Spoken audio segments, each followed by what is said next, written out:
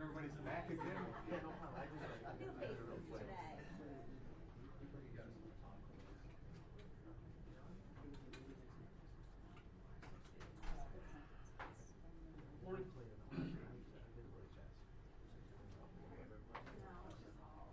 Okay, I gotta wait for one more.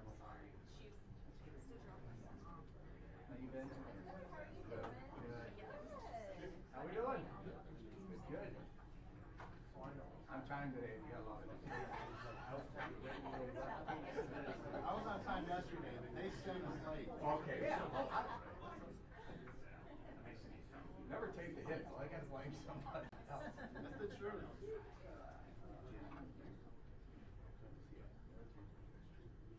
Oh, yeah. You need to know where Charlie's trying to get all his Did Bert play a role in this investigation? You didn't read the headlines? Oh, I can't wait. Oh, in this one? Oh, no, this one here. This. Did you do DNA testing on the Bert? Out of everything I said yesterday, that's the only thing that was picked up on, right? Identify the bird? Hey. Are Macomb County birds special than any other? We use all investigative techniques to solve crime. Wait, you didn't interview the birds, Charlie? A lot of berries in those birds.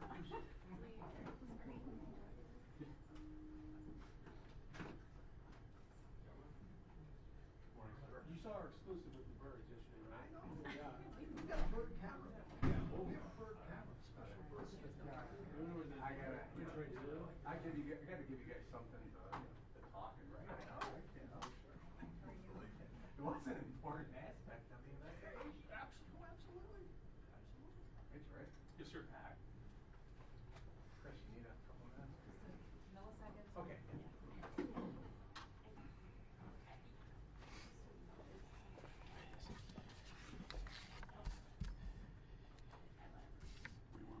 Oh, how much one? On this side here.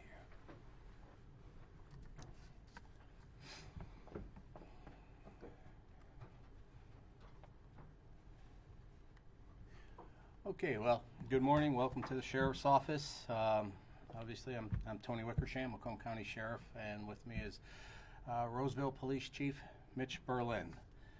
Today, we're going to go over the facts and the outcome of a targeted attack on Roseville police officers on October 13th, 2025, which led to 2 officers utilizing deadly force and shooting a suspect that was armed with a knife. Some of the facts of the case I will put out. I also put out the charges. He has yet to be arraigned. He's still in a hospital. And we also have entire video of the whole incident, from building cameras to in-car cameras to body cameras, which will really tell the whole story. This also is going to outline, again, the danger that law enforcement officers face on a daily basis, just never knowing when somebody out of the blue is going to attack them, try and hurt them, or try and kill them. So the facts of this case, you will see at around 4:32 a.m. on the 13th, the car is noticed in the parking lot of the Roseville Police Department. You're going to see this car pull on up to a couple parked patrol vehicles. You're going to see this individual do a dry run and tap the back of the police vehicle. Around 4:40 a.m. you're going to see 3 officers exiting the police department, getting into 3 separate vehicles, at which time, a minute later, the suspect drives into the back and crashes into the rear of one of the patrol vehicles. The officer in that vehicle suffered minor injuries, but has recovered. The suspect, again, we will not release the name at this time, but is a 36-year-old resident out of the city of Roseville and was operating a 2009 silver Pontiac G5. 3 officers were involved in this incident. 2 of them discharged their weapons. One had a taser and was going to utilize a less than lethal force if the situation arose. 2 of the officers have 2+ years of service with Roseville Police Department. The 3rd officer has 3+ years. We will not be identifying those officers. Our investigation concluded that 7 shots were fired between the 2 officers. 6 of them hit the suspect. Again, he is currently in critical condition at the hospital, and he is under guard by Macomb County Sheriff's deputies. After the shooting, the Roseville Police Department immediately rendered aid to the individual, along with Fraser PD, who responded, and then Roseville Fire Department transported the individual. At the request of Chief Berlin, we investigated not only the officer-involved shooting aspect of it, but we also involved the attack on the 3 officers in the parking lot.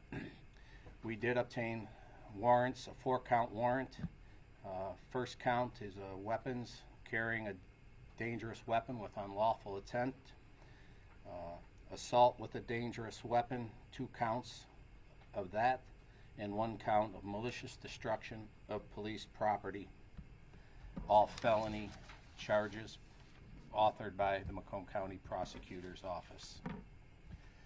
Again, after reviewing all the facts of the case, the videos, the Sheriff's Office has determined that the shooting was justified and conformed to state law and departmental procedures. No criminal charges would be asked for. Again, at the end of today, this matter will be closed at the Sheriff's Office. Speaking with the Chief, the 3 officers will be back to work, I believe, tomorrow night. So at this time, we will run the video, and you'll be able to see exactly what transpired and what a dangerous situation this was for 3 officers of the Roseville Police Department.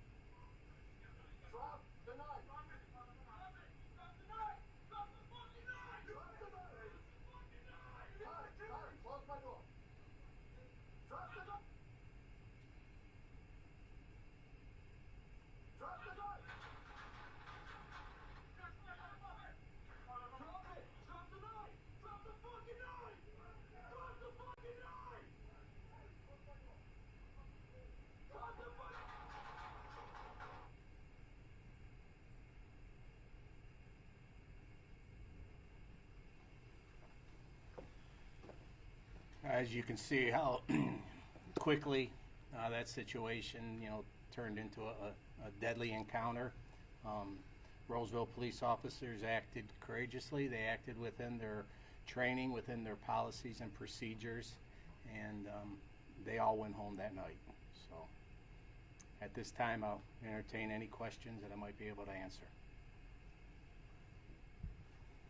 Chief, can you read through those charges again, please? There's one count of weapons, carrying a dangerous weapon with unlawful intent, 2 counts of assault with intent, assault with a dangerous weapon, and then 1 count of MDOP police property. Chris? Can you talk a little bit about I guess you're not naming the individual until he's arraigned, I presume? Right. Do we know when he'll be arraigned? We do not. He is, because of his condition, the court has determined that he's going to have to be cognizant and understand what's going on before we can arraign him. Okay. So that's been the hold on that. Okay. In terms of a couple of things, I guess, where was he shot on his body, and do you have any idea about his motive for doing this and any background, since he's a Roseville resident, if you've had contact with him in the past? Where he was exactly shot, I didn't prepare that, but go ahead, Jake. Lower back, 1 shot lower back, 1 shot left thigh, 1 shot upper right back, 1 shot upper right shoulder, 1 shot lower right ankle, and 1 shot in the upper right groin area. So we did sit down with the family. They've seen the video. We've ascertained some information of that the individual did have some mental health issues, but motive, why he did it, we haven't had an opportunity to talk to him. I think the family did indicate that he was a supporter of law enforcement, that many times. A supporter of law enforcement. So what made him leave the house and do what he did that morning is right now we don't have an answer to that question. Any indication of drug or alcohol use? I do not believe so. No. Was that his car? Was the car registered to him? Father. Father. And those officers involved, they were just on their normal shift. Normal shift, they were in the station, and then I believe a call came out, so they were going to go and respond to a call. But the gentleman that got hit, he was on his way out to have his normal day-to-day, right? All 3 were working their normal shift. They left the station. I believe there was a call in the city that either 1, 2, or all 3 were going to respond to. Do we know what kind of call that might have been? They didn't seem like they were running to their vehicles, kind of just a normal pace, but I believe it was an alarm. like an alarm at a business, or? I believe just a motion alarm or B&E alarm at a business. And these were just all uniform officers? Correct. Sheriff, what is your reaction, and Chief, when you guys were watching, the video as part of this investigation, and you saw that this suspect did a dry run beforehand, and you saw the intent, what goes through your mind when, all of this is being revealed? This is just the danger of the profession. Mitch and I, we've been around a long, long time, and we look at different incidents and we look at things that have occurred during our careers, and I don't think any one of us could say we've seen it all. And who is going to believe at this point that somebody's going to attack somebody right there in front of the police department, where there's a lot of resources and a lot of officers, but it just goes to show you the danger of this job that the men and women in law enforcement have the ability to experience at any given time. So. Oh, I'm sorry. You go ahead. Has your department had any prior contact with this individual, and if so, what kind? I don't believe we had any contact with him prior. None? He was not known to us, no. And the sheriff's office didn't have any contact with him either. When we looked at the knife, at least to me, you guys might have a better look, just looked like a antique knife. Do you have a better understanding of what kind of knife this was that he was holding? Was it a kitchen knife? Was it more of a hunting knife, fixed blade? inches long. More than 6 inches? And do we know where he pulled the knife from? Like, did he get out of the vehicle, As you can, it seemed? you'll get the video again, but if you'll see that when the officer approaches, he has the weapon, the knife in his hand. And that's when the commands were given to drop the knife. And then he got out of the car with the knife. And as you can see, when the one officer goes to shut the door of the truck, that's when the individual started to go towards that officer, and that's when the shots were fired. Do officers have discretion to use lethal force versus a taser? And if they do, why couldn't the officers have used a taser? In this situation, the two officers had drew their firearms. The third officer did have a taser deployed, but quick, this happens that quick. That individual then decided to go. You can't count on that taser. So, as you could tell, he's armed. He's a threat. They feared for their life. They went to their training. They know how to escalate and de-escalate, and this was a deadly force situation all day, and that's what they utilized. And I believe he didn't say anything, did he? No. So he just hits them, he's in the car with the knife, and then he gets out of the car with the knife. And then he, as you could see, he goes to the officer towards the back, at which time the shots were fired. And that was one of the officers, the officer who was hit stayed in the vehicle the whole time? And I believe all of them got out, right? They all got out. They all got out, yep. Yeah, you had 3 officers there, 2 were armed, and one used a taser just in case. Do we know if the person who was struck was one of the officers who used his weapon? No, he was not.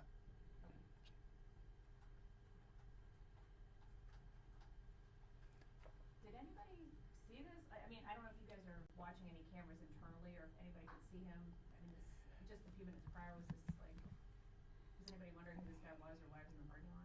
We did not see him out there prior to him ramming the police car. There are security enhancements being done at our department as we speak. Can you expound on those at all? Secured parking plan is in place.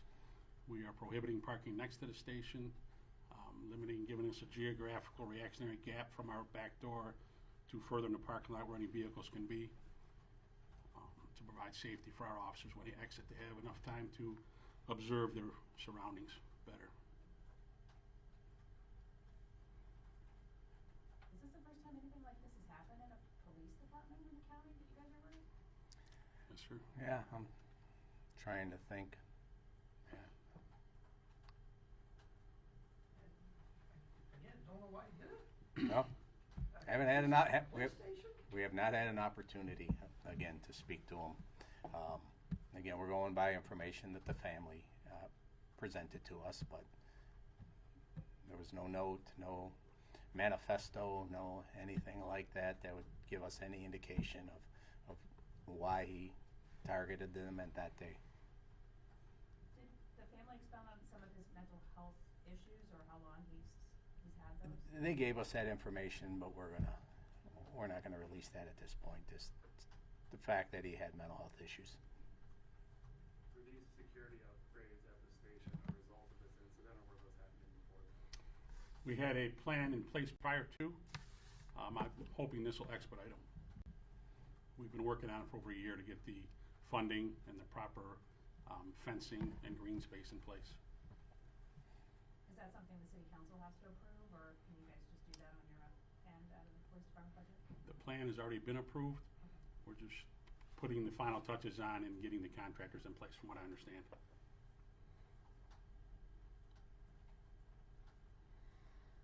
Do you anticipate him surviving, the suspect? It's touch and go. We check on every day, and the hospital does give us updates on his status. So. What determines when those officers can and protocol-wise can come back to work? In majority of the cases that we investigate, once it's determined they've been cleared and that the shooting has been justified, and it's not reviewed by the prosecutor, or if it is reviewed by the prosecutor, then the leader of that agency makes a determination on when they bring them back.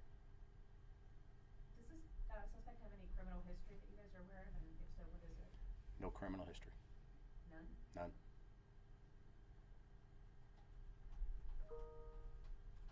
And have any of the officers had any previous shootings or had any disciplinary issues or anything like that? None.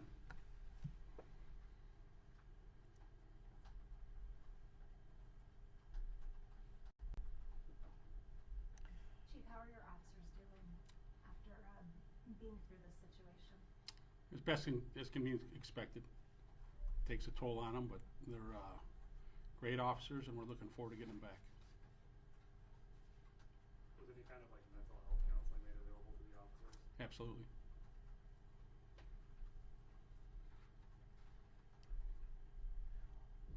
All right. Seeing no other questions, thank you all for coming. I know Jen will put out a link. You'll have the video, have access to it. So thank you for coming.